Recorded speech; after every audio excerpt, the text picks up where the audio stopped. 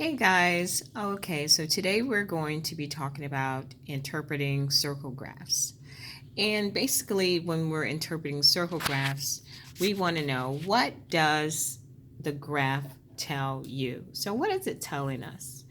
Before we really get into it, let's look at our circle. Always remember this little fact up here, which says the total percentage of all circle graphs must equal 100%. So if I add all my percentages up within a circle, they should equal 100%. So let's look at the first circle. The first circle is divided into two parts. Whenever it's divided into two parts, it's said that it's divided in half. Okay, so again, going off of the fact that the graph has to equal 100%, if it's divided in half, half of 100 is what? Is 50. So each side is 50%. So this is 50% here, this is 50% here. Okay, so if you saw your graph divided in half, that means one side is 50 and the other side is 50. All right, so let's go down here. Now we have a circle that is divided into 4 sections. So, now if this is 50%, half, this is half, this whole thing without this line, this whole thing without this line is 50%. Half of 50%. So what is 1/2 of a half? It's half of a half. So this is a half. So when I draw my line this way, it's now a half of a half. So 1/2 of 1/2 is essentially 1/2 times 1/2. Okay, so 1/2 times 1/2 is going to get us 1/4.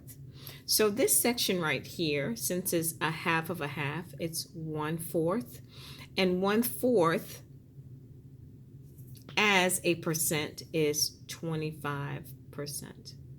Okay, so each section is what? 25%. Now, that also means that this is also a fourth, a fourth, a fourth, and what? A fourth. So each section is essentially a fourth, which is equal to 25 what percent. All right, let's look at this graph.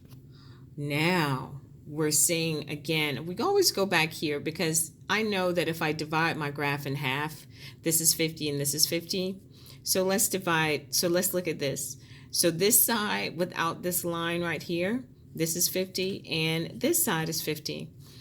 We already showed you over here that these pieces right here total 25%. So we know that piece. We know that. And we know this is 25 as well. But let's take a look at this section right here. So if this is 1/4, right? We know that this right here is 1/4, 1/4, and 1/4. We know this is 1/4 too, but it looks like it's divided into half, right? So it's a half of a fourth, right? So this is 1/2 of 1/4. Okay, and that of right there means that we're multiplying. So that 1/2 times 1/4, 1/2 times 1/4 is going to get us 1 over what? 8. So this section right here and this section right here are eighths. 1/8, 1/8. If I were to take 1/8 and put it into my calculator, 1 divided by 8, as my decimal, it's going to be 0.125. if I remember taking a decimal to a percentage, remember you have to move that decimal place over two spaces to the right. So if I move that decimal 2 spaces to the right, it's going to get me 12.5 what percent. So this is 12.5%. Again, this section is 1/8, so it's the same as this. So it's 0.125 or 125 thousandths, and this is 12.5%. Now, if I added 12.5 and 12.5, do you think I'm going to get 25? Let's see. Let's do some work up here. 12.5 plus 12.5. That's 0, carry my 1, 5. And look at that. It is 25, right? So it's going to be 25%, right? Now, let's take a look here.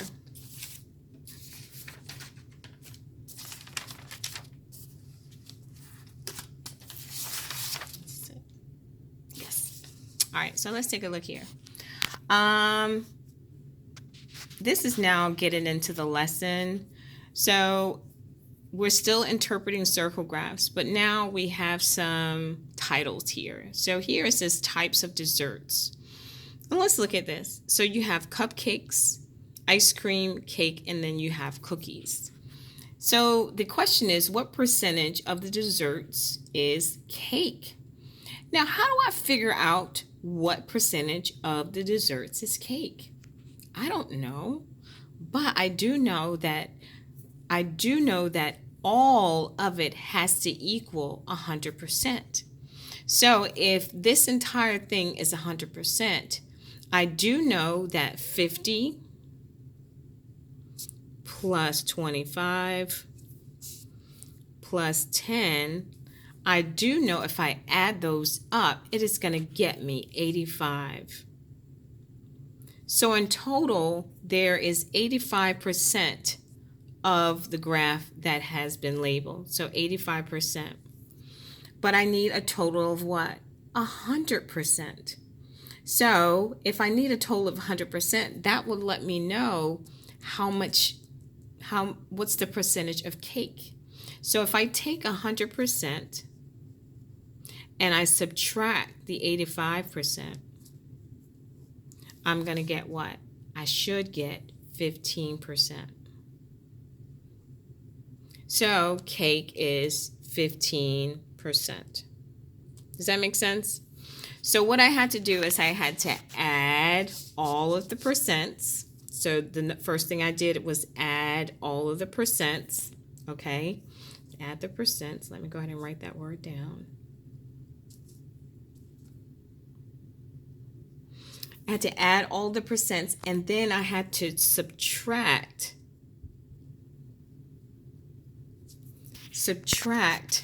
that total from 100, or subtract the sum from 100. And that's how I figured out what my missing percentage was. Let's look down here. It says, what percentage of time? Well, let's look at our title first. The title is time spent running in a week. So you had all these people. You had Sam, Rob, Kim, Al, and JC. Now, Sam ran 17% in a week. Rob ran 15% in a week. Kim ran 20% in a week. And Al ran 12% in a week. Now, we're trying to figure out how much time, or what percentage of time, did JC spend running in a week. Again, let's go back to our instructions. The first thing we have to do is add all of the percents, because what should be the total? If you said 100, you'd be correct. The total has to be 100%. All right, so let's go ahead and add these numbers. So if you have your calculator and you want to go ahead and add all the numbers, it would be 17 plus 15 plus 20 plus 12, right? And if I add all those numbers together, I'm going to get 64. 64 what percent? All right, so 64% is represented, but there is one missing, which is JC. And we need to figure out what percentage JC ran that in a week. So we're going to take 100, which is the total, and we're going to subtract our sum, which is 64. Okay, and if we do that, 100 minus 64, if you put that in your calculator, you should get 36. So JC ran 30%, 36% of the time in a week. Okay, so that is how you figure out a missing part of your circle graph. You would add all the percents up and then subtract the sum from 100. If you have any questions, you can always go down to the comment section and leave a comment. But I hope this helped. All right.